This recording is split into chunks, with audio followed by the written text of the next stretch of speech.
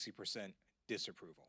And for folks who shopped on Black Friday, last Friday, according to Salesforce, average prices across all products increased 7%. And then specifically for household goods, prices increased 24%.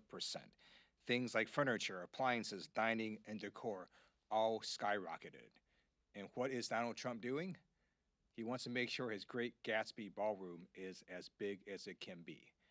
Trump and his rubber stamp Republicans are not focusing on the affordability crisis, and now we have healthcare costs skyrocketing.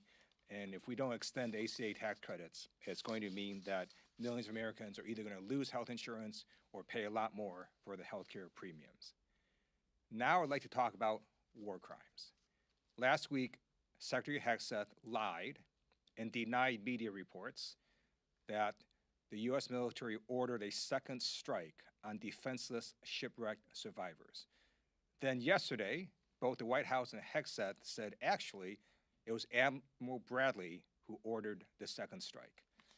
I served on active duty as a JAG for 4 years and then an additional 21 years in the reserves. And let me be very clear, killing shipwrecked survivors is a war crime. The Pentagon's own Department of Defense law manual on the law of war literally says that, quote, orders to fire upon the shipwrecked will be clearly illegal.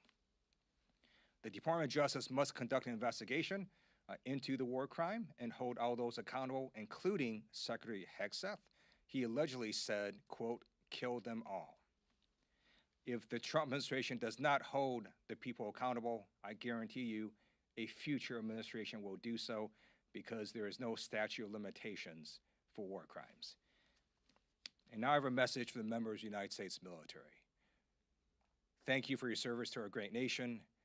And for those of us who served, we know that we all followed a code of conduct.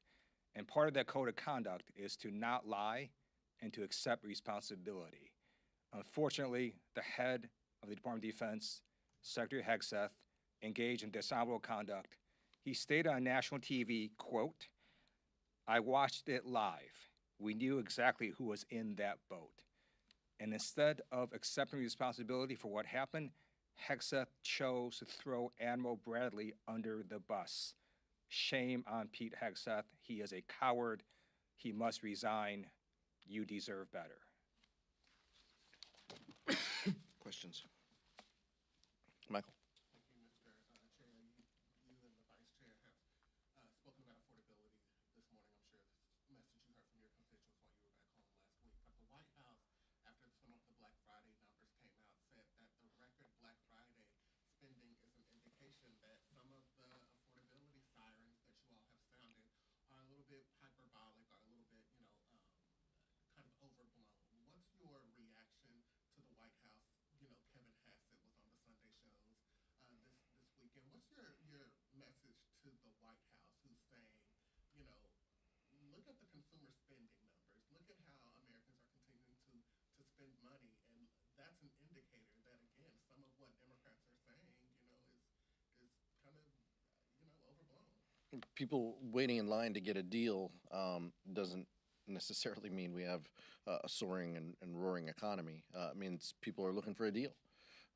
And so the only way we truly know what the economy looks like is, look, our members of Congress are out in our districts, we're out in our community, we see it, we talk to our friends and neighbors, and we hear from them the affordability crisis that they're in. We hear direct stories from them on their healthcare premiums doubling, and getting notices, and having to think about whether they're going to go without health care for the next year if these premium increases stay.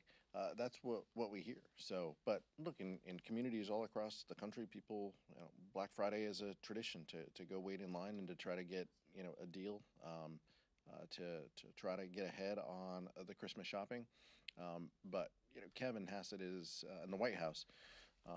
Is just continuing to, perpetuate lies if they use one anecdote as a reason to call for a good economy. One of the things that they can do and that they can control, though, is they can produce real data. They can fund the Bureau of Labor Statistics. They can fund agencies that give us good data so we have an understanding of what is happening with the economy. They don't want to do that. Because they know that the tariffs that they've imposed on Americans are crushing people, and they know that those costs are thousands of dollars that people will face this holiday season as a result of Trump's reckless economic policies. I find it really funny Republicans are making that argument about Black Friday setting records. The reason it set records is because prices increased. That's why, because people are paying more and getting less. And that's why you see consumer sentiment surveys that shows that consumer sentiment has been rapidly dropping. Polls after polls show that American people know that affordability is a crisis, and they want Trump and Republicans to do something about it instead of focus on stupid things. Yeah, we'll get to Tyler, but just one last point. None of the bills, Michael, it's a fair question, none of what we're saying on the House floor, comes back to addressing, this issue. If Republicans were so confident that the economy is in the right place, that the American people feel good, they talk in their morning meetings about wanting to address the affordability crisis. They have an opportunity every week here to put up meaningful bills that address that. We don't have that this week. We haven't had that in months, and their only solution is to do whatever the president asks them to do. Thanks, Mr. Chairman. A question for both you, and maybe a little more for Vice Chair Luke, as you discussed Secretary Hegseth in your opening statement. But is impeachment for the defense secretary, is that something that should be on the table, and would you guys potentially support that right now, especially if the facts regarding this alleged follow-on strike on the shipwreck are borne out? Yeah, let's not draw the conclusion before we hear the evidence. I appreciate that both Senate majority and minority members, as well as House Armed Services members, Chairman Rogers and Ranking Member Smith, indicated that they want a full accountability to what's happening in Venezuela, especially with the strike, as the Vice Chair mentioned. That's where this should start. Look, Republicans are not going to impeach Pete Hegseth. We feel he should resign. The Vice Chair has said that multiple times from this podium. I've said he's the most unqualified Secretary of Defense that we've ever had in this country. So that's how we personally feel. But when it comes to the evidence and the accountability and the oversight, let's go through that process. But members of the military, need to tell the truth, as the Vice Chair said, and we need a full accounting of what happened on that day with that strike in particular, and whether there were crimes that were committed. I agree with Chairman Aguilar that we need a full accounting to get all the facts first, but we already do know that Secretary Hegseth lied, as did Sean Parnell at the Department of Defense. He also lied. They denied the media reports last week. And then just yesterday, the White House and Hegseth himself confirmed, yeah, a second strike was ordered, and then they threw Admiral Bradley under the bus. That's what happened. Kyle Maduro with the PBS NewsHour. When it comes to the expiration of the expanded ACA subsidies, how much are you constrained by what can get 60 votes in the Senate? And are you willing to compromise at all on the Democratic discharge petition in order to get a handful of House Republicans on board that you would need to successfully move a discharge petition? Republicans have said that they want an extension, that they support the Affordable Care Act tax credits. We're giving them an opportunity to do that. That's what this discharge petition is about. As Leader Jeff Rees has said for months, Democrats will go anywhere and have any discussion with our Republican colleagues about addressing the Affordable Care Act tax credits or the affordability crisis. If Republicans want to have a conversation about solutions, we're all ears. What we're saying is we have a solution. We have a solution with more than 200 supporters. Work with us and let's address this. But right now, the Republican conference is in chaos. They haven't had a healthcare strategy ever. So we're not just going to sit around and wait for them to come up with 1 year, 3-year health savings account, all these things that they don't have consensus among themselves. They're in disarray and disagree with their own leadership on this. And it appears that Donald Trump might even disagree with them. Because before the holiday, he was willing to engage on this reportedly. So what we're saying is, look, we have a solution, we have a vehicle, we have an opportunity. Let's take this step, and then we can have conversations about what goes on in the Senate. I'm not a Senate expert, and so we're not pretending to be. We're trying to pass legislation out of this chamber. Open to Congressman Fitzpatrick's framework if the details are released in the next week or so? Look, we're open to solutions that deliver support for the American people. We have a viable solution with 200 supporters plus. If any member of the Republican Party has a solution with 200 supporters, we're willing to have a conversation. Maeve? Thank you.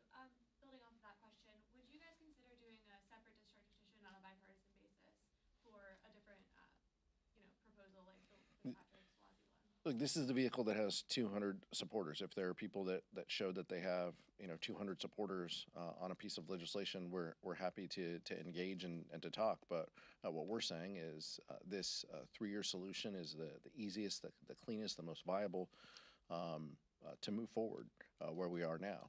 We understand how to count votes. Catherine Clark is great at that. And so we're going to continue to follow the guidance of our members, but we want real solutions. We don't want talking points and working groups, so we want real solutions to the American people. The clock is ticking. The end of December is coming quickly, and people deserve relief. So that's what our proposal is focused on delivering. And leading off of that, so are you open to a 2-year extension as opposed to a 3-year with reforms, which is what Swazi and Fitzpatrick seem to be talking about right now, if they can show you that it can pass the Senate and get signed in the White House? What we're saying is there's 200 plus Democrats on this discharge petition. If Republicans want to work with us on this, if they want to deliver for the American people, they have a real opportunity to do it. But don't just join a working group and put a press release out to your constituents saying you're willing to engage. Like sign a discharge petition, force a vote. We're willing to have conversations with anybody, anytime, anywhere on the affordability crisis and specifically these tax credits, but they have had plenty of time. They have known that these tax credits were going to expire for years, and they chose to do nothing about it, including Congressman Fitzpatrick when he supported the big ugly law. And so Republicans have known that this crisis was coming. They chose to do nothing about it. So if they're truly serious about this, we have a proposal, we have a solution. Let's take that step, and then we can have conversations about what can be passed into law. But it's clear that the president is even open to this before Speaker Johnson got a hold of him. Thank you so much.